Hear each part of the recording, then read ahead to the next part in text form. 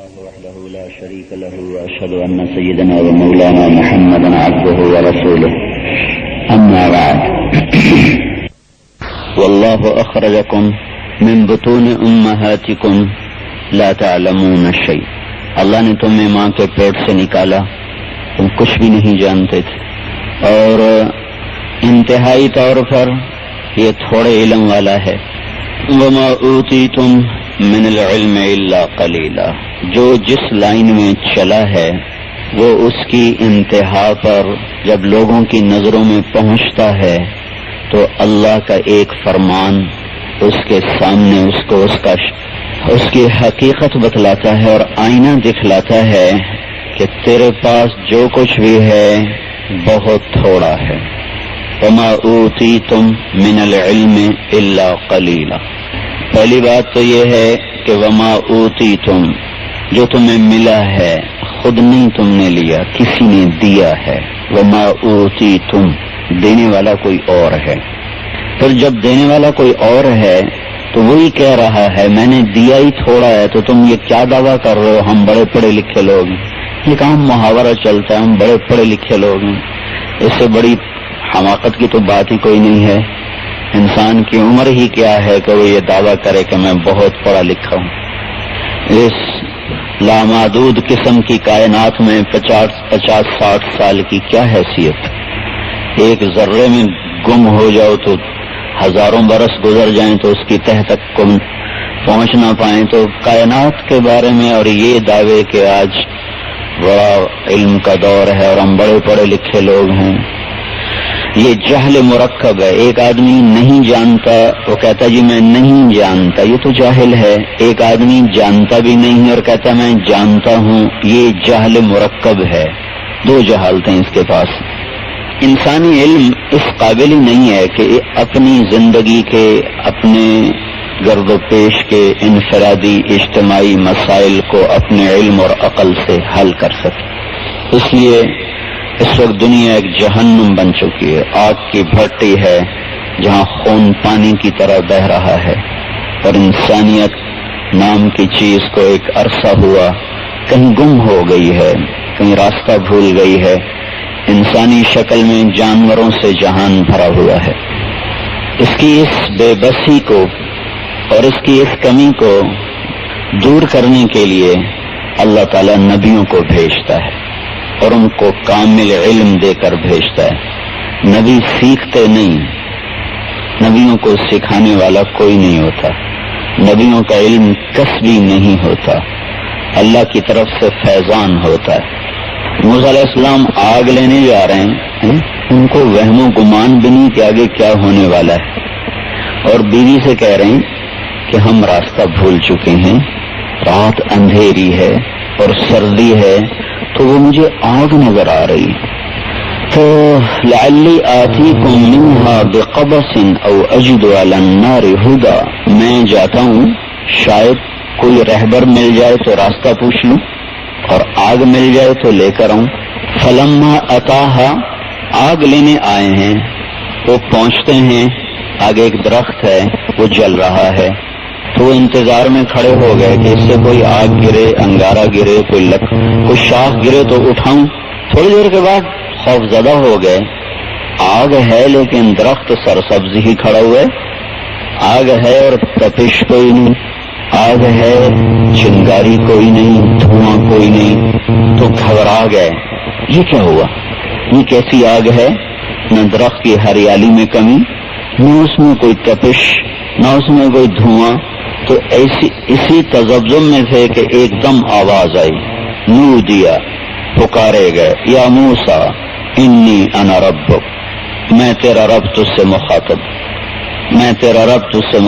ہوں. فاخلع نعلیک، جوتے پرے کر، بڑھ جا. انک بالواد المقدس طویٰ، وادی مقدس ہے.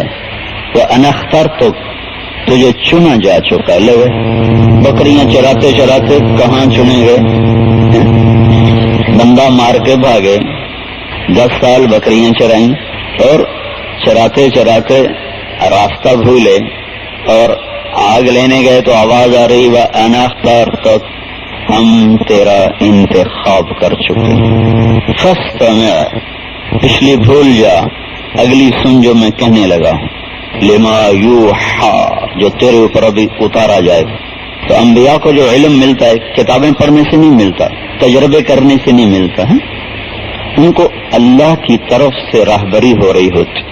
سب سے زیادہ علم اللہ نے اپنے محبوب کو دیا کہ پیدا ہوتے ہی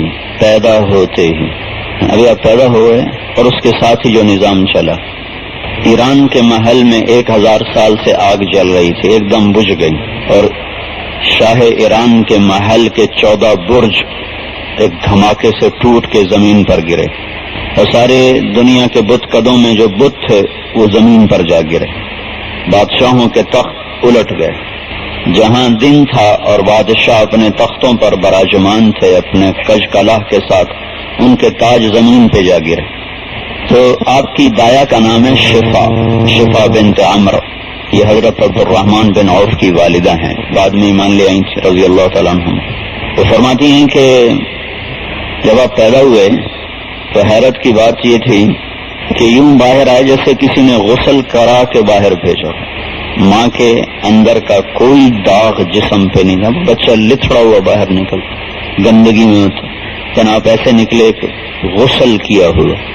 ناف اور آنت اندر سے ہی کٹی ہوئی، باہر کاٹنے کی ضرورت نہیں پڑی، اندر سے ہی کٹ کے آئی.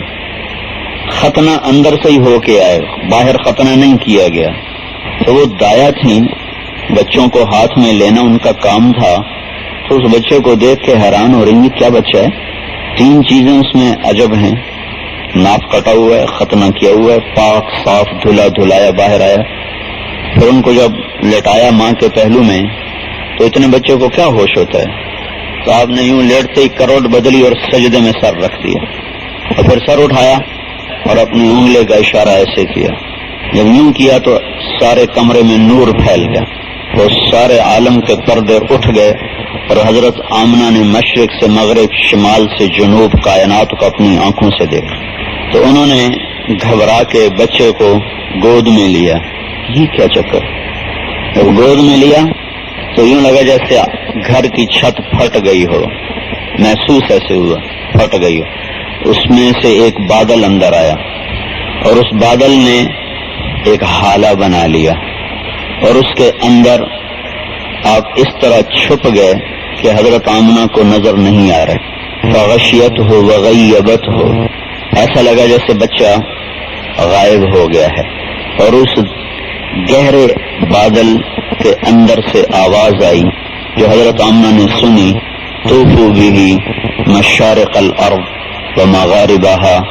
اس بچے کو مشرق سے مغرب، شمال سے جنوب، کل کائنات پھرا دو.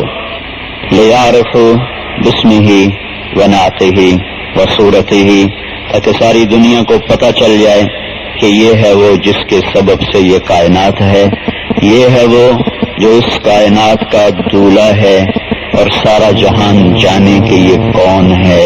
اس کی ذات کو، صفات کو، ہستی کو آشکارا کرو. ابھی آپ پیدا ہوئے، کوئی یہ مطلب آدھے پونے گھنٹے کی بات ہوگی، کوئی وقت تو نہیں مقرر، لیکن اسی کے اندر کا ایک قصہ ہے سارا. اور پھر آواز آئی وَآتُوهُ خُلُقَ آدم، اسے آدم علیہ السلام کے اخلاق دو. وَمَعْرِفَةَ شیف، اور شیف علیہ السلام کی معرفت دو. وَشَجَاعَةَ نوح، اور نوح علیہ السلام کی شجاعت دو. وَخُلَّةَ ابراہیم، ابراہیم علیہ السلام کی دوستی دو. واستسلام اسماعیل، اسماعیل علیہ السلام کی قربانی دو. وفصاحت صالح وحکمت لوط، صالح علیہ السلام کی فصاحت ولوط علیہ السلام کی حکمت دو. ورضا اسحاق وبشرى یعقوب، اسحاق کی رضا دو، یعقوب کی بشارت دو. وجمال یوسف، اور یوسف علیہ السلام کا حسن و جمال دو. وشدت موسیٰ وجہاد یوشع، اور موسیٰ علیہ السلام کی شدت اور یوشع علیہ السلام کا جہاد دو. وحب دانیال ووقار الیاس، دانیال علیہ السلام کی محبت دو، الیاس علیہ السلام کا وقار دو. وقلب ایوب ولحن داود، داود علیہ السلام کی شیرینی دو. ایوب علیہ السلام کا دل دو، وطاعت یونس علیہ السلام کی اطاعت دو، وعصمت یحییٰ علیہ السلام کی عصمت دو، وزہد عیسیٰ علیہ السلام کا زہد دو، واغمسوہ فی اخلاق النبیین، اور تمام انبیاء کو جو کچھ ملا ہے وہ سب کچھ اس کو دے دو۔ ابھی پیدا ہوئے میں گھنٹہ لگا لیں، 2 لگا لیں، پونا لگا لیں، اتنا قصہ ہے۔ پیدا ہوتے ہی 1.25 لاکھ نبیوں کو جو ملا وہ مل گیا، پھر وہاں سے لے کر 63 سال اور 4 دن قمری لحاظ سے، اور 68 برس اور 50 دن شمسی لحاظ سے، 22,330 دن اور 6 گھنٹے ایام کے لحاظ سے، ہر پل علم میں اضافہ ہوا ہے۔ اور دینے والا، اب میں تو غلط بھی پڑھتا ہوں صحیح بھی پڑھتا ہوں، اور غلط بھی نتیجہ نکال لیتا ہوں صحیح بھی نکال لیتا ہوں، کیونکہ میرے حواس خمسہ ہی ناقص ہیں، تو اس میں آنے والی چیز بھی ناقص ہوگی۔ تو یہاں وہ قصہ نہیں ہے، یہاں دینے والا اللہ ہے جو اوپر سے دے رہا ہے۔ فَأَوْحَى إِلَىٰ عَبْدِهِ مَا أَوْحَى، ما اوحا کا مطلب ہے کہ دنیا کے انسانوں تم جانتے نہیں ہو کہ میں نے اپنے نبی کو کتنا علم دیا ہے، تم جانتے۔ وَعَلَّمَكَ مَا لَمْ تَكُنْ تَعْلَمْ، میں نے تمہیں وہ کچھ دیا جو تم نہیں جانتے۔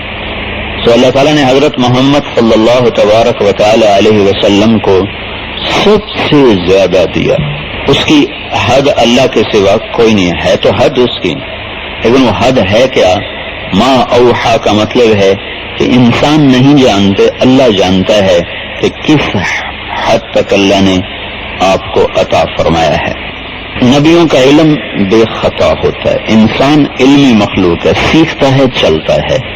ساری مخلوق پڑھی لکھی پیدا ہوتی ہے، چیونٹی کو اپنی زندگی گزارنے کا سارا علم ہے۔ آج تک ہم ٹریفک کنٹرول نہیں کر سکے، آپ چیونٹوں کی ٹریفک دیکھو صدیوں سے کیسے کنٹرول کے ساتھ چلتی، ان کو کس نے سیکھا؟ ان کو تو نظر بھی نہیں آتا، چند سینٹی میٹر کے آگے وہ دیکھ نہیں سکتی، پھر وہ سیدھی قطار کیسے بناتی؟ جہاں کرو ہے تو ساری چیونٹیاں وہاں کرو کے ساتھ گزرتی، جہاں موڑ ہے تو ساری چیونٹیاں مڑتی ہیں وہاں سے، جہاں سیدھا ہے تو سب سیدھی چلتی ہیں۔ میں نے آدھا کلومیٹر تک چیونٹیوں کو چلتے دیکھا ہے، میں نے ان کی قطار میں فرق نہیں دیکھا۔ سفر ہوتا رہتا نا، کبھی صحرا، کبھی جنگل، کبھی شہر، کبھی دیہات، تو ایک جگہ میں نے دیکھا وہ ایک جگہ سے دوسری جگہ پورا خاندان شفٹ ہو رہا تھا، کوئی ادھر ادھر نہیں، ادھر گاڑیاں پھنسی کھڑی ہوتی، جہاں اشارہ خراب ہو جائے تو ہر آدمی جلدی میں ٹریفک کو پھنسا کے کھڑا ہوتا، ساری ٹریفک کا ستیہ ناش کیا ہوتا۔ تو انسان سیکھنے والا ہے، باقی مخلوق سیکھی سکھائی ہوتی ہے۔ اگر یہ غلط سیکھے تو ہلاک ہو جاتا ہے، صحیح سیکھے اور پھر اس پر عمل بھی کرے تو کامیاب ہو جاتا ہے۔ تو صحیح علم صرف نبیوں کے پاس ہے، عام انسانوں کے پاس نہیں ہے۔ صحیح علم اور اس کی روشنی اور اس کا نور نبیوں کے پاس۔ قد جاءکم من اللہ نور، ہم نے تمہارے پاس نور بھیجا ہے، وکتاب مبین، اور کھلی کتاب بھیجی ہے۔ اللہ نور السماوات والارض، علم روشنی ہے۔ تو اللہ پہلے اپنے بارے میں کہتا ہے تمہارا رب نور ہے زمین آسمان کا، پھر اللہ اپنے نبی کو کہتا ہے قد جاءکم من اللہ نور، یہ بھی نور ہے۔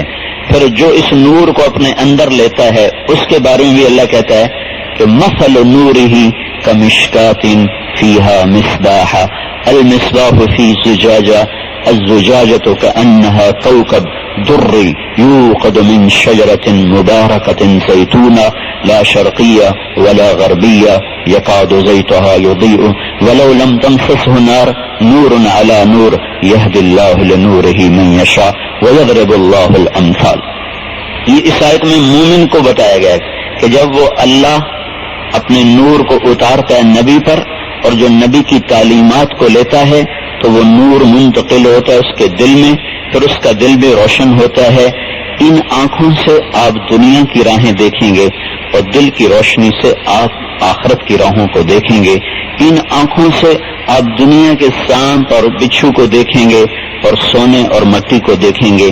دل کی آنکھوں سے آپ جنت اور جہنم کی راہوں کو دیکھیں گے، جھوٹ اور سچ میں آپ نکھیڑا کر سکیں گے۔ ان آنکھوں سے آپ حرام خباثت کو نہیں پہچان سکتے اور حلال کی رونق کو نہیں دیکھ سکتے. اس کے لیے یہ نور چاہیے. جب یہاں نور اترتا ہے تو پھر حق حق نظر آتا ہے, باطل باطل نظر آتا ہے, سچ سچ نظر آتا ہے, جھوٹ جھوٹ نظر آتا ہے, حلال حلال نظر آتا ہے, حرام حرام نظر آتا ہے, تجارت تجارت نظر آتی ہے, سود سود نظر آتا ہے. یہ کیوں جنگ چلی ہوئی ہے کہ وہ ان کو اس معاشرے کو کہنا سود چھوڑو, یہ تو ایسی بیکار چیز ہے, ان کی تو آنکھیں کوئی نہیں, یہ کیسے چھوڑیں گے. اندھے کو آپ کہو اور تو نظر نہیں آؤں, وہ کہ جی مینو آمدہ ہی کوئی نہیں, مینو کہڑا تھی علامہ دے رہے ہو, مینو نظر ہی کوئی نہیں. یہ تو سارا معاشرہ اندھا ہے, ان سے آپ سود کیسے چھڑوا سکتے. تو جن کی آنکھیں ہوتی ہیں وہ کیچڑ ہے ادھر ہٹو, کھڈا ہے بچو, ہیں اپنے آپ آدمی بریک لگاتا ہے, سڑک میں کھڈا آ گیا دائیں موڑ لی بائیں موڑ لی, یا کوئی راستہ نہیں تو آرام سے اس میں سے نکلا. تب جس کو نظر نہیں آ رہا آپ اس کو کہہ رہے ہیں نظر نہیں آتا تجھے, آتا ہی کوئی نہیں. ارے تو کھڈے میں گرے گا تو مجھے نظر ہی نہیں آتا. تو انبیاء نے حضرت محمد صلی اللہ تبارک و تعالی علیہ وسلم ایک روشنی لے کر آئے, علم لے کر آئے. وہ اس وقت اس کا نہ کوئی سیکھنے والا ہے نہ اس پہ کوئی چلنے والا ہے. اب مسائل بڑھیں گے گھٹیں گے نہیں, کیونکہ مسائل کا حل تو اللہ کے پاس ہے, اور اللہ نے وہ چابی نبیوں کو دی ہے. یمسسک اللہ بضر فلا کاشف له الا هو, اگر میں تمہیں مصیبت میں ڈالوں تو اللہ کے سوا کون تمہیں نکالے گا. وَإِن يُرِدْكَ بِخَيْرٍ, اور اگر میں تمہاری بھلائی کا ارادہ کروں فلا راد لفضلہ, پھر امریکہ والے اسے روک لیں گے, فوجیں اسے روک لیں گے. اگر میرے ساتھ اور معاشرے کے ساتھ خیر چل رہی ہے تو یہ اوپر کا نظام اسے چلا رہا ہے, ساری دنیا کا باطل اسے روک نہیں سکتا. اور اگر معاشرے میں دکھ درد پھیلا ہوا ہے تو اوپر والا نظام چلا رہا ہے. اب دانشور اس مصیبت کو اٹھا نہیں سکتے, وہ اوپر بیٹھا ہوا ہے, وہ نظام اوپر سے چلاتا ہے. وہ خیر کب لاتا ہے شر کب لاتا ہے یہ علم نبیوں کے پاس ہے, انہوں نے ہماری طرف منتقل کیا ہے. انی اذا اطعت رضیت واذا رضیت بارکت وليس لبرکتی نہایا. جب تم میری مانو گے میں راضی ہو جاؤں گا, جب راضی ہوں گا تو برکت دوں گا اور میری برکت کی کوئی حد نہیں. اور جب تم انی اذا عصیت غضبت واذا غضبت لعنت وان اللعنة مني تبلغ السابع من الظلم, اور جب تم میری نہیں مانو گے تو میں ناراض ہو جاؤں گا, جب میں ناراض ہوں گا تو میں لعنت برساؤں گا اور میری لعنت 7 پشتوں تک چلے گی. کہاں ناراض ہوتا ہے کہاں خوش ہوتا ہے یہ علم ہمارے پاس نہیں. یہاں ہمیں نبیوں کی طرف دیکھنا پڑے گا اور اللہ کے رسول کی طرف دیکھنا پڑے گا, کیونکہ اب میدان میں صرف محمد الرسول اللہ صلی اللہ علیہ وسلم کا علم باقی ہے, باقی سارے علم مٹ چکے ہیں. قرآن باقی ہے, سارے علم حق, لیکن اب موجود نہیں. کہاں سے لائیں, ہیں ہی نہیں. ان کی زبانیں مٹ چکی ہیں, ان کی تہذیب مٹ چکی ہے, ان نبیوں کی سیرت میں کچھ ہمارے سامنے نہیں ہے سوائے چند مختصر واقعات کی. لیکن ہمارے نبی پاک صلی اللہ تعالی وسلم ماں کے پیٹ میں حمل کب ٹھہرا ہے, شاید ماں باپ کی شادی کب ہوئی, دادے پردادے کی شادیاں کہاں کہاں ہوئیں, ان کی اولادیں کہاں کہاں بکھری. یہ تو وہ چیزیں نہ بھی ہوتی تو ہمیں کوئی فرق پڑتا تھا. اگر ہمیں آپ کے خاندان کا نہ پتا ہوتا تو اس کا ہمارے عمل کے لیے تو اس پہ کوئی اثر پڑنے والی چیز نہیں تھی نا. وہ جو آپ لائے ہیں وہ ہمیں کافی تھا, لیکن اللہ تعالیٰ نے آپ کی ذات سے جو چیز نسبت رکھتی ہے نا, چاہے پیچھے آدم علیہ السلام تک بھی, اللہ نے اس کو بھی محفوظ رکھا ہے. آدم علیہ السلام تک آپ کا نسب 80 واسطوں سے جاتا ہے. نسب نامہ نہ بھی زندہ ہوتا تو کیا ضرورت تھی, لیکن اللہ نے آپ کے نسب کو بھی زندہ رکھا. اور عبداللہ سے لے کر آدم علیہ السلام تک تمام باپ دادے کے نام اللہ تعالیٰ نے نسل در نسل نسل در نسل, پھر کتابیں آ گئیں, کتابوں میں محفوظ ہوتا آج تک وہ زندہ ہے. محمد بن عبداللہ بن عبد المطلب بن ہاشم بن عبد مناف بن قصی بن کلاب بن مرہ بن کعب بن لوی بن غالب بن فہر بن مالک بن نضر بن کنانہ بن خزیمہ بن مدرکہ بن الیاس بن مضر بن نزار بن معد بن عدنان بن اود بن حمیسہ بن سلیمان بن عوس بن دوس بن قموال بن أبي بن عوام بن ناشد بن حزاه بن بلداس بن يدلاف بن طابخ بن جاحم بن ناحش بن ماخي بن عيفي بن عبقر بن عبيد بن الدعاء بن حمدان بن سنبر بن يثربي بن يحزن بن يلحن بن إرعوى بن عيذي بن ذيشان بن عيسر بن أقناد بن إيهام بن مقصر بن ناحف بن زارح بن سمي بن مزي بن عوز بن عرام بن قيدار بن إسماعيل بن إبراهيم بن آذر بن ناحور بن سروج بن رعو بن فائج بن عابر بن أرفقشاد بن سام بن نوح بن لامك بن متوشاله بن إدريس بن يرد بن ملهلئيل بن قينان بن آنوش بن شیف اور بن آدم علیہ الصلاۃ والسلام. جس نبی کا نسب محفوظ ہو وہ ہمیں روٹی کمانے کا طریقہ نہیں سکھا گیا ہوگا. معیشت جس پر دار و مدار ہے ساری زندگی کا ظاہری لحاظ سے، تو اس میں اس نے ہمیں اتنا اندھا چھوڑ دیا کہ سارا ملک سود میں ڈوب گیا اور پتہ ہی کوئی نہیں. یا ابا سفیان جئتکم بکرامت الدنیا والآخرہ، ابو سفیان میں تمہارے پاس دنیا اور آخرت کی عزت لایا ہوں. زندگی کا کوئی گوشہ ایسا نہیں جس پر آپ کا نور نہ پڑ رہا ہو اور ہمیں راستہ نہ مل رہا ہو. مسئلہ یہ نہیں ہے کہ موجود نہیں، مسئلہ یہ کہ ہمیں نظر نہیں آ رہا، اور نظر اس لیے نہیں آ رہا کہ شمع بجھی ہوئی ہیں. شمع فروزاں کرنے کے لیے تیل ڈالنا پڑتا ہے، سلگانا پڑتا ہے، وہ کوئی کرنے کو تیار نہیں ہے، نظر کیسے آئے؟ وَجُعِلَ الذُّلُّ وَالصَّغَارُ عَلَى مَنْ خَالَفَ أَمْرِي، جو میرے طریقوں سے ہٹے گا اللہ اسے ذلیل کر دے گا. آپ نے فرمایا اوتیت مفاتیح خزائن الارض، ساری کائنات کے خزانوں کی چابیاں مجھے دی گئی ہیں. کیا اس میں اشارہ ہے؟ ادھر چلو، چابی ادھر ہے، تالا تب کھلے گا جب چابی لو.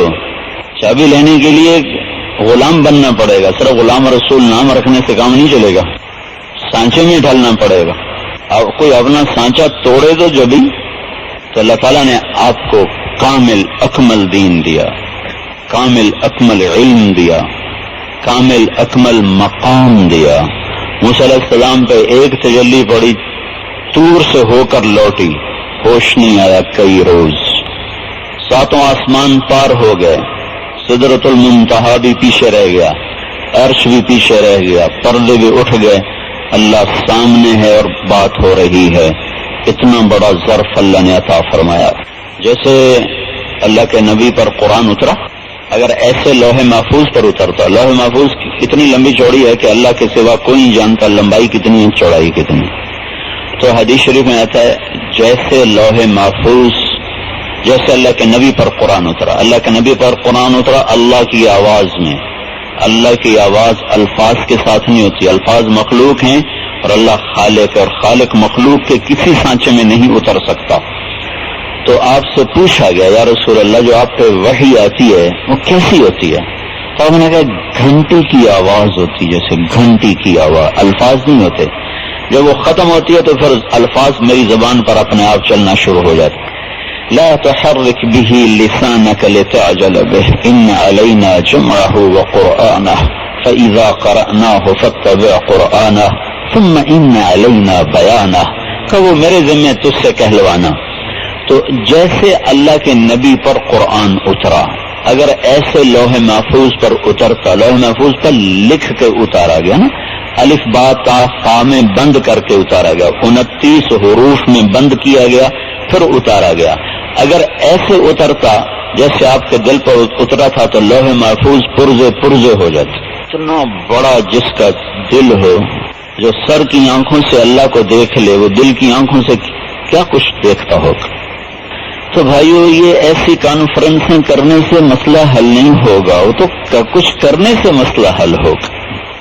دنیا اور آخرت کے تمام مسائل کا حل حضرت محمد صلی اللہ علیہ وسلم لے کر آئے ہیں. آپ صرف جنت کا راستہ دکھانے نہیں آئے، آپ آخرت بعد میں ہے، دنیا پہلے ہے. دنیا کے مسائل پہلے بتائے ہیں، ان کا حل کرنے کا طریقہ بتایا ہے. لیکن اس کے لیے اندر میں ایک طاقت چاہیے جس کا نام ہے ایمان، جس کا نام ہے یقین. جب وہ کمزور ہوتا ہے تو ہر چیز ڈاواں ڈول ہو جاتی ہے. نبیوں کا سب سے زیادہ زور اس پہ لگتا ہے کہ دل کا یقین اللہ پر لاؤ. لا الہ الا اللہ، یہ لا کی جو نفی ہے یہ بڑا مشکل کام ہے. پھر معبود کی نفی آسان ہے، لا معبود الا اللہ، یہ بہت آسان ہے. بھائی اللہ کے سوا کسی کو سجدہ نہیں. جس شخص نے کبھی زندگی بھر نماز نہ پڑھی ہو نا، اس سے بھی آپ پوچھو گے نا سجدہ کس کو ہے، کہے گا اللہ کو ہے. وہ پتھر کیا، یہ تو جہالت کی وجہ سے لوگ جا کے پڑ جاتے ہیں قبروں پر، پتھروں پر، لیکن وہ بہت تھوڑے ہیں. معبود، اللہ کو معبود ماننا یہ آسان ہے، اللہ کو رب ماننا یہ مشکل ہے. کہ رب اللہ ہے یہ بڑا مشکل کام ہے. یہاں نبیوں کا پسینہ نکلتا ہے. پہلے معبود ماننے پر تو آ گیا، مسلمان ہو گیا. اب آگے اللہ رب، یہ اس سے بھی مشکل کام کہ میرا سجدہ اللہ کو ہے. یہ تھا نا فلمی اداکار رنگیلا مرحوم، 1996 میں ہماری جماعت نے فلمی اداکاروں میں کام کیا کہ 2 مہینے مسلسل ہم ان میں گشت کرتے رہے. تو 2-3 دفعہ ہم رنگیلے کو لے کر آئے، مسجد میں بھی لائے، بیان بھی سنوایا، بات بھی ہوئی اس سے. وہ بیچارہ شاید ہی اس نے زندگی میں وہی نماز پڑھی ہوگی جس نے ہمارے ساتھ پڑھی تھی، اس سے آگے پیچھے شاید ہی اس نے زندگی میں کوئی نماز پڑھی ہو. شراب کی بو اس کے منہ سے آ رہی تھی. جب بھی اس کو ہم پکڑ کے لائے وہ مجھ سے کہنے لگا، رات کو بیٹھے ہوئے تھے، کہ میں نیپال گیا فلم کی شوٹنگ کے لیے. وہاں مجھے ایک مندر کا پتہ چلا جس میں ہندو کے سوا کوئی نہیں جا سکتا. جیسے ہمارا مکہ مسلمان کے سوا کوئی نہیں جا سکتا، تو وہاں ایک مندر تھا، وہاں صرف ہندو جا سکتا تھا اور کوئی نہیں جا سکتا تھا. تو جو میرے ساتھ میک اپ مین تھا، میں نے اس سے کہا میرا میک اپ کرو پنڈت والا. اس کے سر پہ بال بالکل نہیں، بالکل ہی گنجا تھا. تو اس نے سر پہ ایک بنسوں چوٹی لگا دی، ادھر وہ رنگ لگا دیے جیسے وہ ہوتے ہیں پنڈتوں کے. اس نے 2 کڑے ڈال لیے اور گہری رنگ کی 2 چادریں، ایک چادر اوپر ایک نیچے باندھ لی، اور کہنے لگا میں نے کوئی پیسے رکھ لیے پاس اور میں چلا گیا. اب اداکاری تو اس کا اپنا فن تھا. کہ جو میں گیٹ میں داخل ہو میں نے کہا ہرے رام. تو جو ہرے رام کہا تو سارے ہندو مہاراج کر کے ایسے میرے آگے کھڑے ہوئے. کہا میں نے ایسے پیسے پھینکنا شروع کیے. تو پھر تو مہاراج جے جے مہاراج. میں وہ ساتھ میرے پورا قافلہ میں چلتا آگے گیا تو میں پھنس گیا.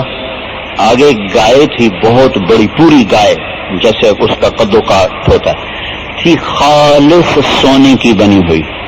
کہ جو جاتا وہاں سجدہ کرتا. کہنے لگا میں وہاں گیا تو پھنس گیا. میں نے کہا اب کیا کروں؟ اب سجدہ کروں تو ایمان گیا اور نہ کروں تو جان گئی. کہنے لگا میں گائے کے پاس چلتا جب اس کے قریب پہنچا تو میں نے کہا یا اللہ میں تجھے سجدہ کر رہا ہوں، گائے کو نہیں. اللہ اکبر. تھکا ہوا مسلمان بھی کہتا ہے سجدہ اللہ کو ہے، لیکن جب رب کون ہے پھر وہاں معیشت سامنے آیا. اس لیے قرآن کا جو تعارف ہے نا اللہ کا، وہ رب ہونے سے، رب سے ہے. الحمدللہ، سب شہنشاہیاں، سب تعریفیں اللہ کی ہیں. اللہ کون ہے؟ رب العالمین ہے. تو جب قرآن ختم ہوتا ہے تو رب پر ہی جا کے ختم ہوتا ہے. قل اعوذ برب الناس. اور کوئی 1000 دفعہ رب کا لفظ قرآن میں استعمال ہوا ہے، کم و بیش 1000 کے قریب رب کا لفظ استعمال ہوا ہے. اللہ کون؟ اللہ یہ صرف تمہیں نہیں پالتا، کل کائنات کو پالتا ہے. اللہ رب ہے. جب اللہ رب ہونے کا یقین دل میں آئے گا تب یہ بازار والے جھوٹ چھوڑیں گے، سود چھوڑیں. اگر بازار والے سود چھوڑ دیں تو آپ چلا سکتے ہو بینک اس لیے چل رہے ہیں کہ بازار کے لوگ تیار ہیں سود کھانے پر بھی، سود دینے پر. وہ اس لیے تیار ہیں کہ وہ سجدہ تو اللہ کو کرتے ہیں لیکن رب اللہ کو نہیں مانتے. وہ کفر والا انکار نہیں کہ مانتے ہیں اور وہ نہیں مانتے جیسا اللہ کے نبی نے ہمیں بتایا اور سکھایا کہ رب اللہ ہے. ان الذین قالوا ربنا اللہ ثم استقاموا، جنہوں نے کہا ہمارا رب اللہ ہے پھر اس پر جم گئے. تتنزل علیہم الملائکۃ الا تخافوا ولا تحزنوا، ان کو اللہ خوشخبریاں دے گا دنیا اور آخرت میں. آ کر فرشتے کہیں گے موج کرو، اللہ راضی ہو چکا ہے.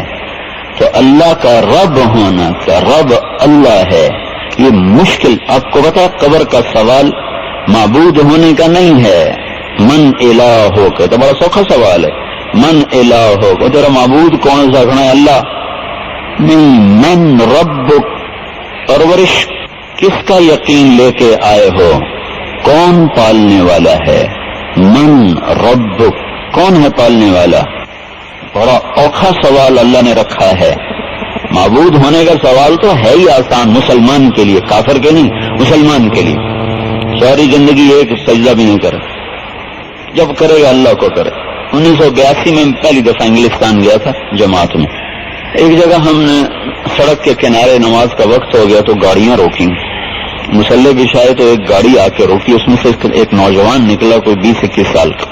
تو آ کے بڑی گرم جوشی سے ملا اور کہنے لگا میرا نام اسماعیل ہے، میں گلاسگو میں رہتا ہوں. مجھے آپ کو دیکھ کر میرا دل کھچ آیا ہے، میں آگے چل نہیں سکا ہوں. میرا جی چاہا میں بھی آپ کے ساتھ نماز پڑھ لوں. ہم نے کہا تو آپ وضو کر لیں. کہ مجھے وضو کچھ نہیں آتا، میری زندگی کی پہلی نماز ہے، میں نے آج تک کوئی نماز نہیں پڑھی، بس مجھے اپنے ساتھ کھڑا کرو. وہ تیار ہی نہیں ہوا وضو کرنے پر. ہم نے تو بڑی کوشش کی تو انہوں نے کہا بس نہیں، بس مجھے اپنے ساتھ کھڑا. ہم نے اپنے ساتھ کھڑا کر لیا. تو ہم نے ظہر کی نماز تھی وہ پڑھی تو اس نے ہمارے ساتھ پڑھی. زندگی بھر سجدہ نہیں، وضو آتا نہیں، وضو کیا نہیں، لیکن سجدہ وہ اللہ ہی کوئی کر رہا ہے. لیکن سارے بازار میں جھوٹ کیوں چل رہا ہے کہ رب اللہ نہیں مانتے، پیسے کو مانتے ہیں. خیانت کیوں ہے؟ کھوٹ کیوں ہے؟ سود کیوں ہے؟ ناپ تول کی کمی کیوں ہے؟ دھوکہ کیوں ہے؟ فراڈ کیوں ہے؟ کہ میرا رب اللہ ہے، یہ تصور دھندلا ہو گیا ہے. یا ابن آدم خلقت السماوات والارض ولم اعی بخلقہن افیعجونی رغیف عیش اسوقہ الیک. میرے بندے 7 زمین آسمان بنائے، کوئی نہیں تھکا، تمہیں روٹی کھلا کے تھک جاؤں گا. یا ابن آدم لم اطالبک بعمل غد فلا تسألنی عن رزق غد. میرے بندے میں نے تمہیں کل کا کوئی حکم نہیں سنایا، تو کل کی روزی کے لیے آج پریشان نہ ہو. حضرت علی کا فرمان ہے اگر کل اللہ نے لکھی ہے تو کل کی روٹی بھی لکھی ہوئی ہے، اور اگر کل لکھی ہی نہیں ہے تو آج کل کے لیے کیوں دھوکہ دے رہے ہو، کیوں فراڈ کر رہے ہو، کیوں ظلم کر رہے ہو. کہ اللہ تعالیٰ نے کہا میرے بندے میں نے تمہیں کل کا کوئی حکم نہیں سنایا، کل کے بارے میں مجھ سے کوئی سوال نہ کر. کیوں؟ فإنی لم انس من عصانی فکیف بمن اطاعنی. میں تو نافرمانوں کو کبھی نہیں بھولا، تمہیں کیسے بھول جاؤں گا. یا ابن آدم لی علیک فریضہ ولک علی رزقک. میرے بندے میری مان کے چلنا تیرے اوپر فرض ہے، تجھے رزق دینا میرے ذمہ ہے. فإن خالفتنی فی فریضتی لم اخالفک فی رزقک. تو میری ماننا چھوڑ بھی دے تو بھی تیری روٹی میں تجھے پہنچاؤں گا، بند نہیں کروں گا، آئے گی. فرعون کو کھلاتا رہا جو زمین پہ بیٹھ کے کہتا تھا بدبخت انا ربکم الاعلی. یہ بول دنیا میں آج تک کسی نے نہیں بولا کہ سب سے بڑا رب میں ہوں. تو اللہ نے تو اس کو حکومت دے دی تھی. تو آپ خود سوچو جو اللہ کی مان کے چلے گا وہ اللہ اس کی چھٹی کرا دے گا. فإن خالفتنی فی فریضتی لم اخالفک فی رزقک. تو میری چھوڑ دے اطاعت، میں تیری روٹی بند نہیں کروں گا، پہنچاؤں گا. ہم تو صرف تھوڑا سا استعمال ہوتے ہیں، اسی میں آ کر اللہ کو بھلا دیا. کائنات میں ربوبیت تو چاروں طرف بکھری پڑی ہے. اللہ ہوا کو ہی روک لے، آکسیجن کو بڑھا دے، 21 سے 22 کر دے تو جلنے کی جو واقعات ہیں 50% زیادہ ہو جائیں گے. 50% اموات جلنے سے واقعہ ہونا شروع ہو جائیں گے. صرف 21% سے آکسیجن کو 22% کر دے. تو ہمارے پاس کوئی ہے ایسا لیور جس کو ہم نے پکڑا ہوا اور 21 سے آگے گیج کو ہم جانے نہیں دیتے؟ تو آسمان والا ہے جو 21 پہ فکس کر چکا ہے. اور اگر 25% آکسیجن کر دے تو سارے جنگلوں میں آگ لگ جائے گی. صرف ساؤتھ اور نارتھ پول پہ جو درخت ہیں وہ بچیں گے، باقی سب جنگلوں میں آگ لگ جائے گی، انسان ہلاک و برباد ہو جائیں گے. تو یہ ربوبیت کا نظام تو اس طرح چل رہا ہے. صرف ہواؤں کو بے قابو کر دے، بے ہنگم کر دے تو ہمارے سارے پروگرام دھرے رہ جائیں گے.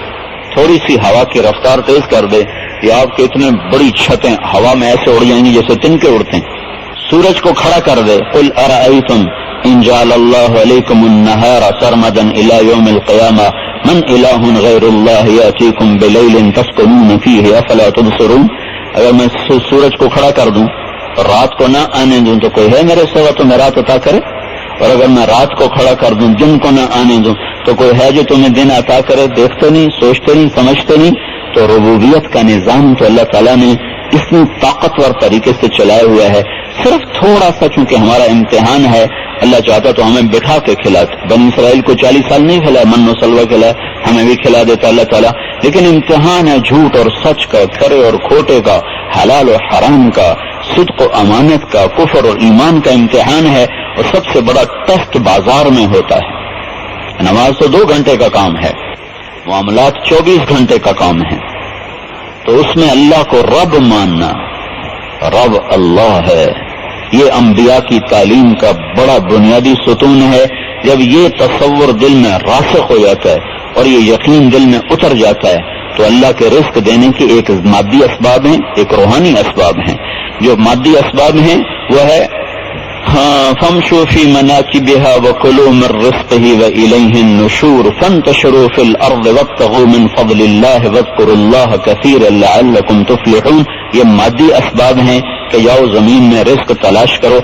احل اللہ البیع وحرم الربا، جاؤ تجارت کرو اور کاروبار کرو. یہ مادی اسباب ہیں.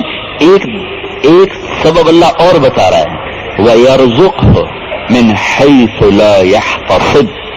ایک راستہ میرا رزق دینے کا وہ ہے جو تمہاری سوچ گمان سے اوپر چلتا ہے اور تمہارے دائرے میں نہیں ہے. وہ کب کھلتا ہے؟ مَن يَتَّقِ اللَّهَ، جو تقوی اختیار کرتا ہے، يَجْعَل لَّهُ مَخْرَجَ، ہر تنگی سے اللہ اس کو راستہ دیتا ہے. وَيَرْزُقْهُ مِنْ حَيْثُ لَا يَحْتَسِبُ، اور اسے وہاں سے رزق دیتا ہے جہاں سے وہم و گمان نہ ہو. كُلَّمَا دَخَلَ عَلَيْهَا زَكَرِيَّا الْمِحْرَابَ وَجَدَ عِندَهَا رِزْقًا قال يا مريم أنى لك هذا قالت هو من عند الله إن الله يرزق من يشاء بغير حساب.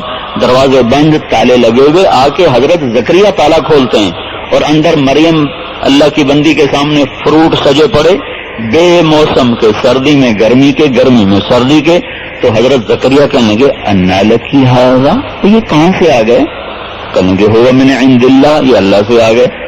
تو جب وہاں دیکھا نا بے موسم کا پھل، نہ کوئی لانے والا نہ پہنچانے والا، جی میں آیا اگرچہ میں بوڑھا ہو گیا ہوں اور بیوی میری بانجھ ہے، تو اگر بے موسم کا پھل آ سکتا ہے تو بے وقت کا بچہ بھی تو آ سکتا ہے. تو وہیں ہاتھ اٹھائے. اذ نادى ربه نداء خفيا قال رب إني وهن العظم مني واشتعل الرأس شيبا ولم أكن بدعائك رب الشقيا فإني خفت الموالي من ورائي وكانت امرأتي عاقرا فهب لي من لدنك وليا يرثني ويرث من آل يعقوب واجعله رب رضيا. یہ پوری دعا مانگی وہیں کھڑے کھڑے کہ یا اللہ یہ ہو سکتا ہے تو یہ بھی کر دے. اگرچہ میرا سر سفید ہو گیا، میں بوڑھا ہو گیا، بیوی میری جوانی میں ہی بانجھ تھی تو بڑھاپے میں کیا وہ پھل دے گی؟ اور یا اللہ اگر تم مریم کو بے موسم کا پھل دیتا ہے، مجھے بے وقت کا بچہ دے. فوراً جواب آیا یا زکریا انا نبشرک بغلام، چل بیٹے کی بشارت لے لے، نام بھی رکھ دیتا ہوں اسمہ یحییٰ، اور یہ بھی بتا دیتا ہوں لم نجعل لہ من قبل سمیہ، میں نے آج تک یہ نام کسی کا نہیں رکھا. اچھا جب بشارت آئی تو پھر پریشان ہو کے کہنے لگے ہیں یہ ہونا کہ نہیں. ساتھ ہی کہنے لگے انا یکون لی غلام، یا اللہ واقعی یہ کیسے ہوگا؟ وکانت امراتی عاقرا، میں تو میری بیوی تو بانجھ، وقد بلغت من الکبر عتیہ، اور میں بالکل بوڑھا ہو گیا. قال كذلك قال ربك هو علي هين وقد خلقتك من قبل ولم تك شيئا، کہ تجھے بھی تو بنایا تھا، تجھے بیٹا دینا میرے لیے کیا مشکل ہے؟ تو کہنے لگا نہیں مجھے کوئی نشانی دے، نشانی تسلی دے میری. یا اللہ رب اجعل لی آیا، یا اللہ کوئی نشانی دے کہ واقعی گل ہو گئی ہے. تو اللہ نے کہا آیتک اللہ تکلم الناس ثلاث لیال سویا، پھر نشانی یہ ہے کہ جب وہ حمل ٹھہرے گا تو 3 دن تیری زبان بند ہو جائے گی. فخرج على قومه من المحراب فأوحى إليهم أن سبحوا بكرة وعشيا. ایک دن زبان بند ہو گئی اور 3 دن تک بند رہی، چوتھے دن جا کے اپنے آپ کھل گئی. اللہ نے بیٹا دیا یہ رب. قرآن کے واقعات یہ یقین بنانے کے لیے، کوئی قصہ سنانے کے لیے نہیں ہے کہ ربوبیت موت کے اسباب میں زندگی کو لے کر لا کر دکھانا، بھڑکتی آگ پر 40 دن ابراہیم علیہ السلام کو بٹھانا، یہ ربوبیت ہے. اور مچھلی کے پیٹ کے اندر یونس علیہ السلام کو 3 دن کی روایت سے لے کر 40 دن کی روایت ہے. 3 دن چھوڑ 3 منٹ مچھلی کا پیٹ ہے تو بندے نو سایہ ہو جاتا ہے. 3 دن یا 40 دن مچھلی کے پیٹ میں رکھا اور پالا اور پرورش کے اسباب مہیا کیے، یہ رب ہے رب. دوسرے کنارے پہنچا کر آسمان سے من و سلوہ اتار کر اور رات کو روشنی کا مینار لا کر اور دن میں سورج کے آگے بادلوں کو لا کر 40 سال صحرا میں بٹھا کے پال کے دکھایا کہ یہ رب ہے. ان ربکم اللہ، تمہارا رب اللہ ہے. قرآن کے واقعات یہ یقین بنانے کے لیے، کوئی قصہ سنانے کے لیے نہیں ہے کہ ربوبیت موت کے اسباب میں زندگی کو لے کر لا کر دکھانا، بھڑکتی آگ پر 40 دن ابراہیم علیہ السلام کو بٹھانا، یہ ربوبیت ہے. اور مچھلی کے پیٹ کے اندر یونس علیہ السلام کو 3 دن کی روایت سے لے کر 40 دن کی روایت ہے. 3 دن چھوڑ 3 منٹ مچھلی کا پیٹ ہے تو بندے نو سایہ ہو جاتا ہے. 3 دن یا 40 دن مچھلی کے پیٹ میں رکھا اور پالا اور پرورش کے اسباب مہیا کیے، یہ رب ہے رب. دوسرے کنارے پہنچا کر آسمان سے من و سلوہ اتار کر اور رات کو روشنی کا مینار لا کر اور دن میں سورج کے آگے بادلوں کو لا کر 40 سال صحرا میں بٹھا کے پال کے دکھایا کہ یہ رب ہے. ان ربکم اللہ، تمہارا رب اللہ ہے. جس قوم کو یہ یقین ملا ہو وہ قوم سود کے بغیر گزارا نہیں تو یہ ہلاک نہیں ہوں گے تو کیا ہوں گے. میں نے ایک جگہ بیان کیا تو سارے تاجر تھے، تو بعد میں ایک تاجر آ کر کہنے لگے سود نہیں ہوگا تو کاروبار کیسے چلے گا، سود نہیں ہوگا تو تمہاری کپاس کون خریدے گا. مجھ سے کہنے لگا تمہاری کپاس کون خریدے گا. یہ ذہنیت قرآن والوں کی بن چکی ہو اور امت محمدیہ کی یہ ذہنیت بن چکی ہو تو اب امریکہ کو کیا گلا دیں کہ ہمیں امریکہ نے ہلاک کر دیا اور یہودیوں نے ہلاک. ہم نے تو خود اپنے آپ کو ہلاک کیا ہوا ہے. اللہ سے لڑ کے میں سکھ پا سکتا ہوں. تھانے دار سے متھا لگ جائے تو آدمی ذلیل ہو کے رہ جاتا ہے. چھوٹا سا افسر ہے، حکومت سے متھا لگ جائے تو لوگ جان بچانے کے لیے بھاگے پھر رہے. اللہ سے متھا لگا لیا تو امریکاؤں کو میں کیا گلا دوں، فوجوں کو کیا گلا دوں. اس گھر کو آگ لگ گئی، گھر کے چراغ سے آگ تو میں نے خود لگائی ہے. تو بھائیو، حضرت محمد صلی اللہ علیہ وسلم ایک زندگی لائے ہیں. آخری خطبہ پڑھو، 23 برس کی محنت کا نچوڑ بتایا ہے. 3 دن 9 کو خطبہ دیا، 10 کو خطبہ دیا، 11 کو خطبہ دیا. 3 دن مسلسل ایک ہی تقریر کو دہرایا. 10 منٹ سے زیادہ کی تقریر نہیں ہوا، 10 منٹ 15 منٹ لگا لیں. ساری کتابوں کو اکٹھا کر کے جو میں نے جمع کیا تو وہ 10 منٹ سے زیادہ نہیں ہے بات، لیکن 23 برس کا نچوڑ بتایا ہے.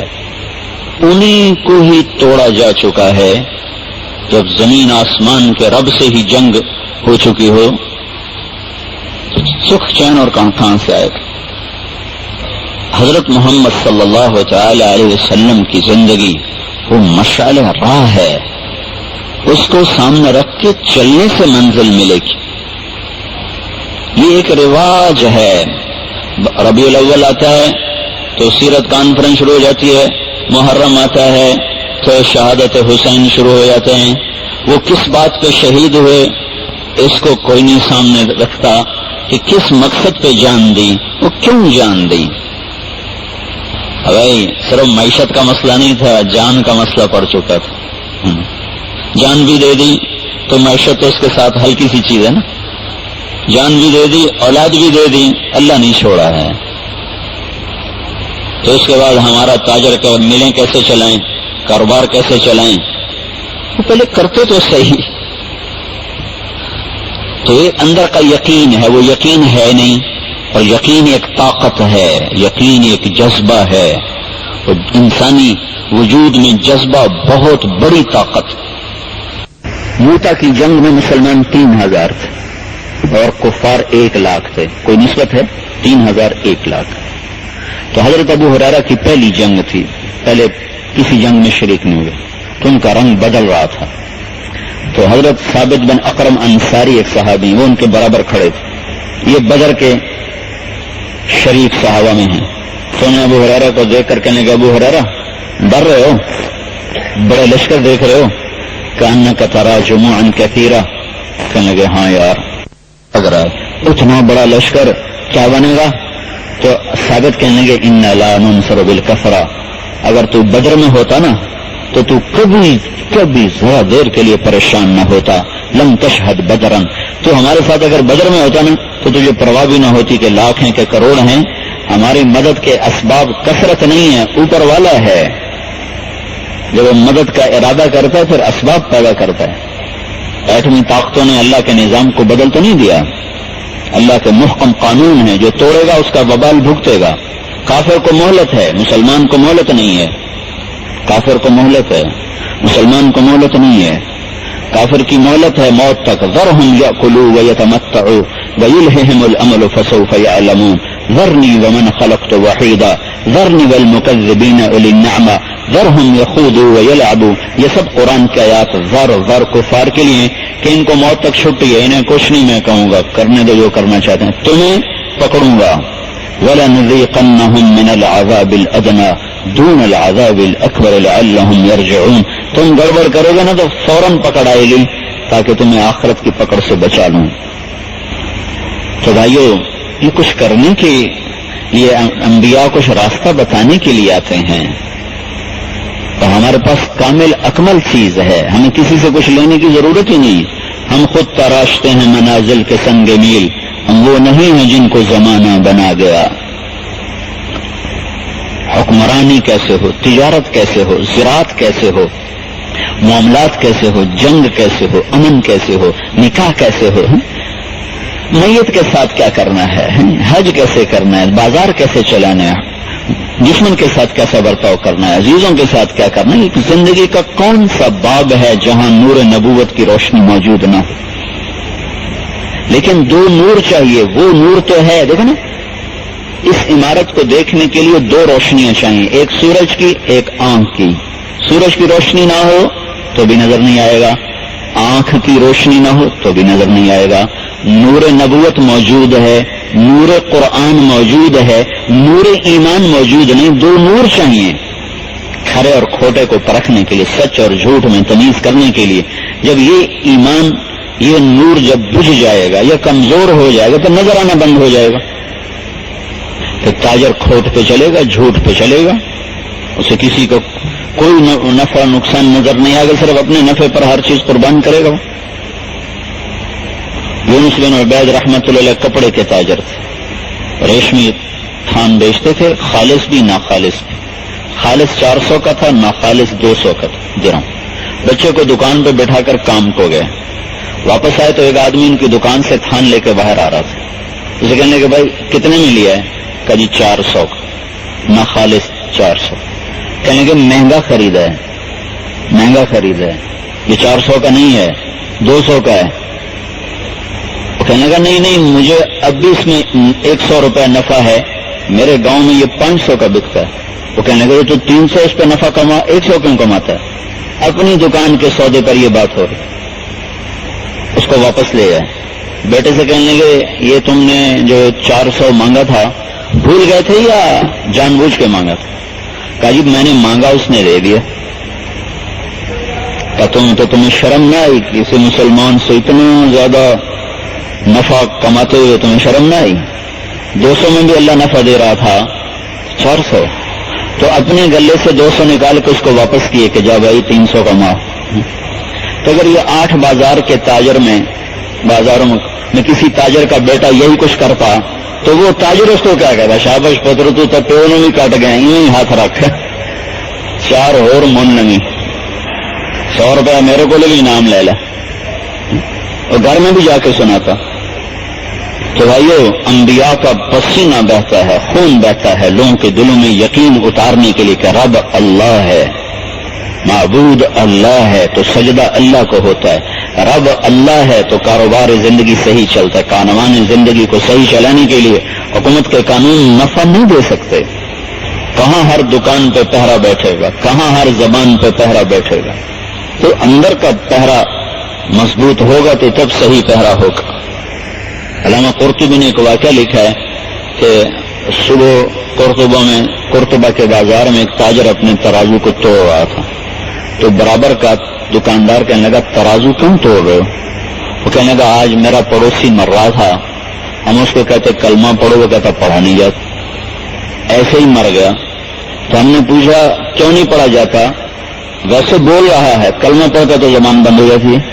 تو پوچھا کیوں نہیں پڑھا جا رہا؟ تو کہنے لگا جو میں اپنی دکان کا ترازو جس سے سودا تولتا تھا، اس ترازو کا کانٹا میرے حلق میں چبھا ہوا ہے، وہ مجھے کلمہ نہیں پڑھنے دے رہا۔ تو یہ ڈنڈی مار کر اس نے کتنے کو پیسے بچائے ہوں گے؟ اگر وہ ڈنڈی مار کے 6 بر اعظم بھی بچا لیتا اور آخر میں یہ نقصان اٹھاتا، وہ تو گھاٹے میں چلا گیا۔ رب اللہ ہے، یہ انبیاء کا درس عظیم ہے۔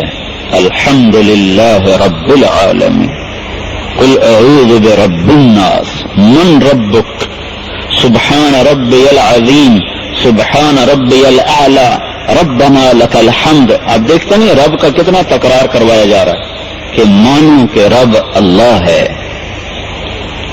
بھائیو، یہ یقین بنے گا جب اللہ کے معبود ہونے کا یقین ہوگا تو دلوں کا رخ اللہ کی طرف پھرے گا اور محبت کا محور اللہ بنے گا، اور جب رب ہونے کا یقین دل میں اترے گا تو سارا بازار دیانت پر زندہ ہو جائے گا، سارے بازار سے جھوٹ جائے گا، کھوٹ نکلے گا جب اللہ کو رب مان۔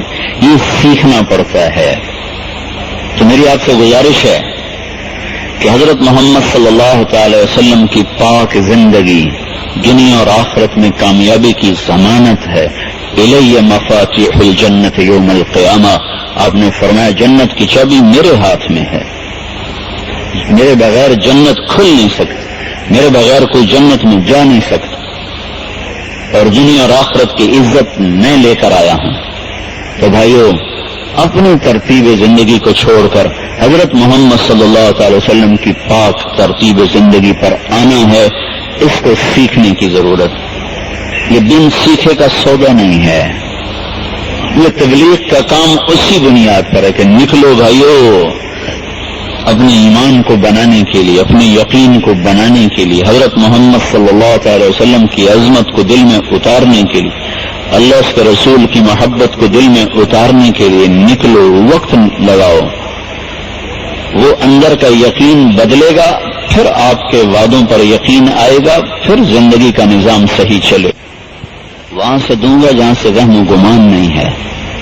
قرآنی واقعات اس لیے سنائے گا، اللہ کو ضرورت ہے سنانے کی۔ منو سلوا کا کتنا قصہ قرآن نے، حضرت مریم کا قصہ کتنی دفعہ قرآن نے دہرایا کہ مرد نے چھوا نہیں اور بچہ دے دیا۔ یہ واقعات ایک یقین بناتے ہیں، یہ واقعات ایک ذہن بناتے ہیں کہ دیکھو باطل نظام چلتا ہے، اس کو مہلت ملتی ہے، اور حق کو آزمایا جاتا ہے، اس کو ٹائٹ کیا جاتا ہے، لیکن حق والے حق پر رہیں تو ایک دن ایسا آتا ہے کہ اللہ حق کو اونچا کر کے دکھاتا ہے، باطل کو توڑ کے دکھاتا ہے۔ سورہ یوسف کو اللہ تعالیٰ نے احسن القصص فرمایا۔ قرآن سارا خوبصورت، سب سے خوبصورت، پھر قرآن کے قصوں میں سب سے خوبصورت قصہ حضرت یوسف علیہ السلام۔ پوری صورت ہے، ایک ہی واقعہ ہے، تفصیل کے ساتھ ہے، ایسا تفصیلی طور پر کوئی واقعہ شروع سے لے کر آخر تک لمبا شاید ہی بیان ہوا ہو، شروع سے آخر تک چلتا ہے۔ یوسف علیہ السلام کے بھائی مکر و فریب کے سہارے پر چلے، یوسف علیہ السلام سچائی کے سہارے پر چلے، شروع میں ہر جگہ دبتے گئے، ہر جگہ نیچے ہوئے، ہر جگہ نیچے ہوئے۔ پہلا مکر کامیاب ہوا، گھر سے نکالا گیا، دوسرا مکر کامیاب ہوا، کنویں میں پھینکا گیا. تیسرا مکر کامیاب ہوا, غلام بنا کے بیچ دیا گیا. ہر جگہ نیچے ہو رہے ہیں. چوتھا مکر کامیاب ہوا, زلیخا کا تہمت لگا کے جیل میں بھیج دیا گیا. 40 سال رگڑا, 40 سال گزر. پھر حق کے دلائل شروع ہو گئے. پھر اللہ تعالیٰ کا غیبی نظام چلا. ایک خواب کے ذریعے سے جیل سے نکالا. ایک خواب, انی ارا 7 بقرات سمان یاکلہن 7 عجاف. ایک خواب, اور وہاں سے نکالا اور سیدھا آ کر تخت پہ بٹھایا, اور جو بھائی مکر و فریب کر کے اپنی طرف سے مار مکا بیٹھے تھے ان کو سائل بنا کے سامنے کھڑا کر دیا. وجاء اخوة یوسف فدخلوا علیہ فعرفهم وهم له منکرون. پھر بنیامین کو بلوایا. جب وہ آگیا تو ان سے کہا میں انی انا اخوک فلا تبتئس, میں تیرا بھائی یوسف ہوں, میں تجھے روکوں گا, گھبراؤ نہیں. وہ نظام چلایا, بنیامین کو پاس روک لیا.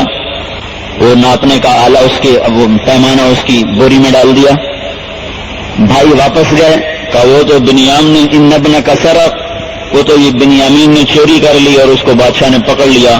تو یعقوب علیہ السلام نے خط لکھا عزیز مصر کے نام اور اپنے بیٹوں کو دیا کہ جاؤ اس کو میرا خط دو. وہ خط بھائی لے کر دوبارہ آئے. ایھا العزیز اوہو قد مسنا واہلنا الضر وجئنا ببضاعة مزجاة فأوف لنا الكيل وتصدق علينا ان اللہ یجزی المتصدقین. وہ جو کہتے تھے ہم کو ذلیل کر دیں گے, اور جھوٹ کا آسرا لیا تھا اور وہ سچ کو نہ چھوڑا. آج جھوٹ ذلیل ہو رہا ہے, سچ اوپر جا رہا ہے. خط بھی لے آئے اور آگے درخواست بھی پیش کی گئی, جناب بادشاہ سلام, وزیر صاحب ہمارے پاس غلہ خریدنے کے لیے سوائے چند کوڑیوں کے اور کچھ نہیں ہے, تو ہمیں ہمارے رقم کے برابر نہ دو, اس سے زیادہ دو کہ ہمارا گزارا نہیں, آپ کی بڑی مہربانی ہو. یوسف علیہ السلام نے ٹھہرا دیا. خط پڑھا جس میں لکھا تھا اللہ کے بندے نبی یعقوب کی طرف سے عزیز مصر کے نام. کیا پتا کہ یوسف کو لکھ رہے ہیں ہم نبیوں کا گھر ہیں, ہماری اولاد چوری نہیں کر سکتی. شروع سے آزمائش کی بھٹیوں میں ہیں. دادے کو آگ میں جلایا گیا, اللہ نے بچایا. باپ کو چھری کے نیچے سے اللہ نے نکالا. اسماعیل علیہ السلام کو باپ کی تعبیر دی, چچا تھے, تایا تھے, باپ سے تعبیر کیا. باپ کو چھری کے نیچے سے نکالا گیا اور 40 سال گزر گئے, میرے بچے کو مجھ سے جدا کر دیا گیا. رو رو میری آنکھیں سفید ہو گئیں. میرا سہارا تھا بنیامین, تو نے روک لیا ہے, مہربانی کر دے میرا بچہ واپس کر دے. تو یوسف علیہ السلام نے پھر بڑا روئے اللہ کے سامنے کہ یا اللہ اب تو اجازت دے دے ملاپ کی. 1 ہفتے کا سفر تھا باپ بیٹے میں, لیکن حکم نہیں تھا بتانے کا. دونوں نبی, ادھر بھی وہی آتی ہے ادھر بھی وہی آتی ہے, اب بتانا نہیں, چپ. تو جب اللہ کے سامنے رو تو پھر اللہ نے کہا چل سامنے ہو جا. تو وہ اپنے چہرے پر نا حسن و جمال اتنا تھا کوئی فتنے میں نہ پڑ جائے اس طرح رکھتے, چہرہ ڈھانپ کے رکھتے. تو جب وہ اگلے دن بھائیوں کو دربار میں بلایا تو ان چہرے سے نقاب ہٹایا اور کہنے لگے هل علمتم ما فعلتم بيوسف واخيه اذ انتم جاهلون. انبیاء کتنے عالی اخلاق ہوتے ہیں, یہ جملہ بتا رہا ہے. هل علمتم, هل علمتم وہاں کہا جاتا ہے جہاں اگلے کو پتہ کوئی نہ ہو. تو یوں کہہ رہے ہیں وہ بے خبری میں, سن لو, انہوں نے سارا مکر بے خبری میں کیا تھا, یہ سوچ سمجھ کے کیا تھا. تو اپنے بھائیوں سے کہہ رہے ہیں وہ آپ سے بے خبری میں کچھ یوسف پر زیادتی ہو گئی تھی, کچھ 40 سال رول گئے, کچھ آپ سے بے خبری میں نادانی میں یوسف پر کچھ زیادتی ہو گئی تھی. یاد ہے تو ایک دم وہ 40 سال پیچھے لوٹے. وہ خواب سچا ہونے کا دھڑکا تو ہر وقت لگا رہتا تھا. تو ایک دم ان کی آنکھیں کھلی, سب بیک وقت ان کی انگلیاں اٹھ گئی. اِنَّكَ لَأَنْتَ یوسف. یہ جملہ اتنا خوبصورت ہے کوئی زبان اس کو ترجمے میں نہیں لا سکتا. کتنی حکایات جملے اِنَّکَ لَأَنْتَ یوسف، حیرت، خوف، استعجاب، سوال، گھبراہٹ، ندامت، پشیمانی، اتنی چیزوں کو ایک جملے میں اللہ نے بولا اِنَّکَ لَأَنْتَ یوسف، آپ کہیں یوسف تو نہیں؟ قال انا یوسف وہذا اخی، میں یوسف ہوں، یہ میرا بھائی ہے، قد من اللہ علینا، دیکھ لیا تم نے اللہ نے کیا کر کے دکھایا، انہ من یتق ویصبر فان اللہ لا یضیع اجر المحسنین۔ یہ جملہ ہے اس سارے قصے کا خلاصہ کہ جو تقوی اور صبر کا دامن تھامے گا اللہ اسے کبھی ضائع نہیں کرے۔ اب یہ چیزیں تو اندر کے احساسات ہیں، وہ تو مٹ چکے ہیں۔ آپ کا تاجر کہتا ہے سود کے بغیر کام نہیں چلتا ہے، تو ایسا ہی ہوگا، ساری انسانیت پس جائے گی، چولہے ٹھنڈے ہو جائیں، غربت کا فریق نکلے گا، اور چند آدمیوں کے ہاتھ میں پیسہ ہوگا، اس ساری مارکیٹ کو جب چاہیں درہم برہم کر کے رکھ دیں، سب لوگوں کے جب چاہیں چولہے ٹھنڈے کر کے رکھ دیں۔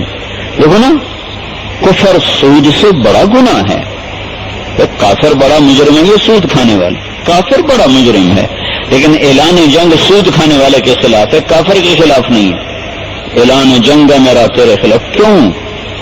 کہ یہ انسانی رگوں سے خون نچوڑ لینے والے لوگ ہیں، اور اللہ کے بندوں کو ذلیل و خوار کر دینے والے لوگ ہیں، اور اللہ کا معاملہ بندوں سے ایسا ہے۔ ابراہیم علیہ السلام کے پاس مہمان آیا، کافر، روٹی آگے رکھی، اس نے لقمہ توڑا، منہ میں رکھا، ابراہیم علیہ السلام نے کہا بسم اللہ تو پڑھو، تو کہنے لگا مجھے تو پتہ نہیں اللہ کون ہے، کس کو پڑھوں؟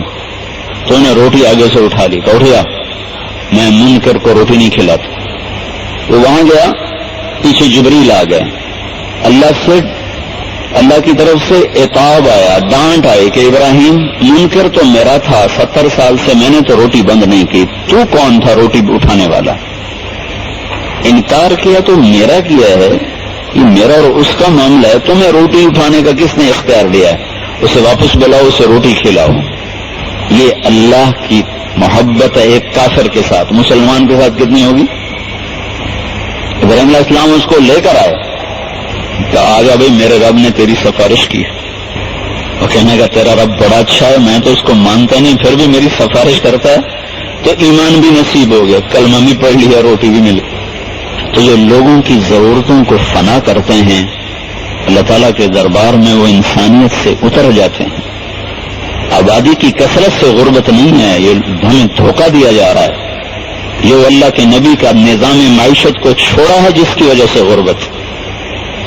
اللہ کو نہیں پتا کہ کتنے لوگ ہیں اور کتنوں کو روٹی پہنچانی ہے، آپ کو تو پتا ہے کہ ہمارے بینک میں اتنے لوگ کام کرتے ہیں، ان کی مہینے کے بعد اتنی تنخواہیں ہیں، سب کو پہنچتی ہیں، اور آپ کو پتا ہے کہ ہمارے پاس اتنی سیٹیں، اس سے زیادہ ہم نہیں لے سکتے، نہیں جی بس ہمارے پاس 300 آدمی کام کرتے ہیں، 301 ہمارے پاس گنجائش نہیں۔ صرف اللہ ہی رہے گا جس کو پتہ نہیں پاکستان میں کتنے بھیجنے اور کتنے نہیں بھیجنے ہیں۔ تو 1797 میں مالتھوس کا، انگلینڈ کا، جس نے یہ نظریہ پیش کیا تھا آبادی بڑھ رہی ہے، روٹی ختم ہو جائے گی، آبادی گھٹاؤ، آبادی گھٹا کے کہاں پہنچ گئے؟ چین میں 40% نوجوانوں کے لیے لڑکیاں کوئی نہیں شادی کرنی، اور یورپ مائنس میں چلا گیا، پیدا تھوڑے ہوتے ہیں مرتے زیادہ ہیں۔ چند سال کے بعد جاپان بوڑھوں کا ملک ہوگا، اس میں جوان نظر کوئی نہیں آئے گا۔ آسٹریلیا میں گیا 1996 میں، تو وہ جو لڑکی بچہ پیدا کرتی تھی اس کے لیے $600 کا انعام تھا، وظیفہ $600 ماہانہ، جتنے بچے بڑھیں گے اتنا وظیفہ بڑھتا جائے گا۔ وہ پھر بھی نہیں تیار، کیونکہ وہاں شادی نہیں ہے، اور یہ کاروان تو شادی سے چلتا ہے۔ تو ان کی غفلت نے اور ان کی غلط زندگی نے ان کی معاشرت کو توڑ کے رکھ دیا ہے۔ میرا ایک دوست رہتا ہے عرب فرانس میں، میں نے کہا کیا کرتے ہو؟ کہنے کا کچھ بھی نہیں، بچے بناتا ہوں، پیسے کرتا ہوں، یا جتنے بچے پیدا کرو اتنا وظیفہ بڑھ جاتا ہے۔ ماشاءاللہ 4 ہو چکے ہیں، 8 کا ارادہ ہے، وظیفہ دے رہی حکومت۔ آبادی کی کثرت کبھی روٹی نہیں گھٹا سکتے، رازق جب تک اللہ ہے اور وہی ہے، کوئی اور نہیں بن سکتا۔ تو اس لیے روٹی نہیں گھٹ سکتی کہ لوگ زیادہ ہو گئے ہیں، روٹی اس لیے گھٹتی ہے جب پیسہ چند ہاتھوں میں آتا ہے، اور پیسہ چند ہاتھوں میں اس وقت آتا ہے جب تجارت سود پہ چلی جاتی ہے، اور جب سٹے پہ چلی جاتی ہے، جب جوئے پہ چلی جاتی ہے، یتخذ الفیء دولا، کہا تھا ہمارے نبی نے ایک وقت آئے گا جب پیسہ چند ہاتھوں میں آ جائے گا۔ تو بھائیو، خیر یہ تو آخری درجے کی بات ہے، ابھی تو اللہ کے آگے سر جھکانے والے ہی نہیں ملتے، 5% نمازی ملتے ہیں، 95% تو نماز ہی نہیں پڑھتے، اور زکوٰۃ دینے والا 100 میں ایک بھی نہیں۔ کوئی 10,000 50,000 1,00,000 کٹھے کرو تو پھر جا کے ایک آدمی ملے گا زکوٰۃ دینے والا۔ صرف یہ 8 بازار والے زکوٰۃ دیں تو سارے پنجاب میں کوئی بھوکا نہیں سوئے گا، تو زکوٰۃ دینے والوں کی ریشو کوئی نہیں۔ یہ ہائر بہت بڑی کمپنی ہائر، اب ان کے سارا خاندان تبلیغ میں لگ گیا، ایک دم ان کے نوجوان، ایک بچہ ان کا انگلینڈ پڑھنے گیا تھا، وہاں تبلیغ میں لگا، وہاں سے واپس آیا تو اس نے ایک بھائی کو نکالا، دوسرے کو نکالا، تیسرے کو نکالا، کتنے نوجوان 4 مہینے ان کے ماشاءاللہ لگا چکے ہیں۔ تب ان کے چیئرمین کا بیٹا وہ 4 مہینے لگا رہا ہے، تو کل میری اس سے پرسوں میں نے اس سے پوچھا زکوٰۃ دی؟ کرنے کے آج تک نہیں دی۔ کا پتہ ہی کوئی نہیں تھا، کبھی خیال ہی نہیں کیا، کہیں ان کے اربوں میں ان کی مالیت جا چکی، ارب، ہاں ارب، کہنے کا کبھی خیال ہی نہیں، اب پتہ چل رہا ہے کہ زکوٰۃ دینی۔ ان کا کب سے ڈیفالٹر کا 1960 سے کاروبار شروع کیا تھا، آج تک ڈیفالٹر ہی ہے۔ میں نے کہا حساب کر کے نکالو کا پھر تو سارا زکوٰۃ میں چلا جائے۔ زکوٰۃ دینے والا تو ہے ہی کوئی نہیں۔ مال کے یقین نے دلوں کے دروازے بند کر دیے، جب اللہ پر یقین آتے تو پھر آدمی کو کفل کھلتے ہیں۔ لاہور کا ایک مسلمان تھا، لاہور کا رہنے والا، مانچسٹر میں رہتا تھا، اس سے ہماری ملاقات 1982 کی بتا رہا ہوں۔ تو اس وقت 1982 میں صرف 2 انگوٹھیاں جس نے پہنی تھی ان کی قیمت 15 لاکھ پاکستانی تھے۔ اس وقت صرف 2 انگوٹھیوں کی 15 لاکھ روپے تھے۔ 3 دن ہمارے ساتھ لگے اس کے۔ پہلے دن میں اس کو مسجد میں لے کر، میرا دور سے رشتہ دار لگتا تھا، ننہال کی طرف، مسجد میں لایا، میری وجہ سے آگے نماز پڑھ کے کہنے لگا آج 27 سال کے بعد پہلی نماز پڑھی، 27 سال کے بعد پہلی نماز پڑھی۔ 3 دن لگائے، 3 دن لگانے کے بعد وہ کچھ عرصہ گزار کے پاکستان آیا اور 27 سال کی زکوٰۃ 1 ہفتے میں تقسیم کر کے واپس چلا گیا۔ پورے 27 سال کتنی بنی ہوگی؟ 2 انگوٹھیاں صرف اس وقت 15 لاکھ کی اس نے بتائی، مجھے نہیں پتا واقعی 15 لاکھ کی ہیں، لیکن اس نے بتایا کہ یہ 2 انگوٹھیاں 15 لاکھ کی۔ تو جب یقین اللہ پہ جاتا ہے تو پھر یہ چیزیں ثانوی حیثیت میں چلی جاتی۔ تو بھائیو، سیرت کا پیغام تو تب اثر کرے جب اس کو اندر میں لیا جائے، صرف اس کو ایک جلسہ بنا کے نہ منتشر ہو جائیں اور اس کو ایک روٹین بنا کے نہ اٹھ جائیں، کہ سیرت ایک پیغام ہے، سیرت ایک زندگی ہے، اور ہمارے نبی کی زندگی موجود محفوظ ہے۔ زندگی کی کوئی ادا غیر محفوظ نہیں، ہر چیز محفوظ۔ اب غمگین ہوتے تھے تو ایسے بیٹھتے تھے، بتاؤ یہ بھی کوئی چیز ہے، کتنی معمولی چیز ہے لیکن یہ بھی موجود ہے۔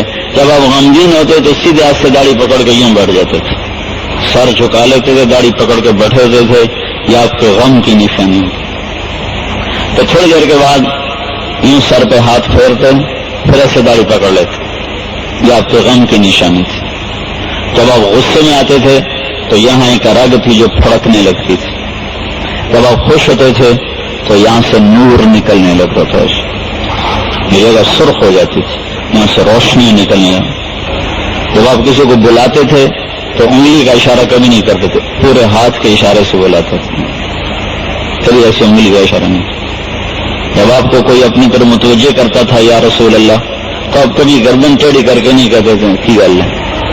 اور یہاں ادھر سے کسی نے بلایا ہے، آپ مجلس میں ہمیشہ چوکڑی مار کے بیٹھتے تھے اور نجی گفتگو کرتے ہوئے یہ آپ کی بے ساختہ حرکت تھی، اس طرح کرتے رہتے تھے غیر شعوری طور پر، ہاتھ جھولی میں رکھے ہوئے غیر شعوری جو آپ ایسے کرتے رہتے تھے۔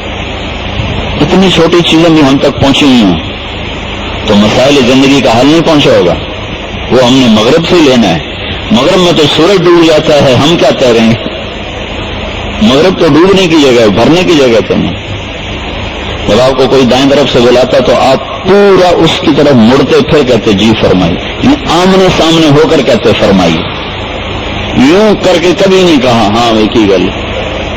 ادھر سے کسی نے بلایا تو ادھر سے کسی نے بلایا تو پورا آمنے سامنے ہو کر اس سے، کبھی پاؤں نہیں پھیلائے مجلس میں، ہمیشہ پاؤں سکیڑ کے رکھ. کتنی لمبی مجلس ہو جاتی پاؤں نہیں پھیلاتے تھے, ہمیشہ پاؤں سکیڑ کے رکھتے تھے. عزت داروں کو عزت دیتے تھے. جریر بن عبداللہ آئے, وہ مسلمان ہونے کے لحاظ سے آخری 2 مہینے میں مسلمان ہوئے, آخری 2 مہینے, چھوٹے صحابہ میں, لیکن تھے شاہی خاندان کے یمن کے. تو جب وہ آتے تھے تو آپ کبھی ان کو انتظار نہیں کرواتے تھے, جو ہی پتہ چلتا جریر آئے فوراً بلا لیتے تھے, کبھی انتظار نہیں کروایا کہ اسے کوئی ذرا ٹھہرے, فوراً بلواتے تھے. ایک محفل میں آپ بیٹھے ہوئے تھے تو جریر آئے تو ساری محفل بھر چکی تھی, جگہ نہیں تھی, وہ دروازے پر بیٹھ گئے تو آپ نے اپنی چادر گول کر کے یوں پھینکی کہ جریر میری چادر پہ بیٹھ جاؤ. تو انہوں نے چادر کو اپنے منہ پہ رکھ لیا, بوسہ دے کر اپنے کہا یا رسول اللہ یہ میرے سر پہ رہے گی, میرے نیچے نہیں آئے گی, اپنے سر پہ رکھ لیا. حالانکہ بلال کا رتبہ جریر سے بے شمار گنا زیادہ, لیکن بلال کے لیے چادر نہیں بچھائی, چادر جریر کے لیے بچھائی ہے. فرق مراتب کا لحاظ رکھتے تھے. بلال کے رتبے اتنے اونچے ہیں کہ جریر جیسے لاکھوں بھی ہوں تو اس کو نہیں پہنچ سکتے. آپ نے کہا جب میں جنت میں جاؤں گا تو میری سواری کی لگام بلال کے ہاتھ میں ہوگی جو میرے ساتھ جنت میں داخل ہوگا. لیکن چادر بچھائی ہے جریر کو کہ وہ سردار تھے. زندگی کا ہر پہلو آپ کا روشن, سیکھنے والے ہم بنے.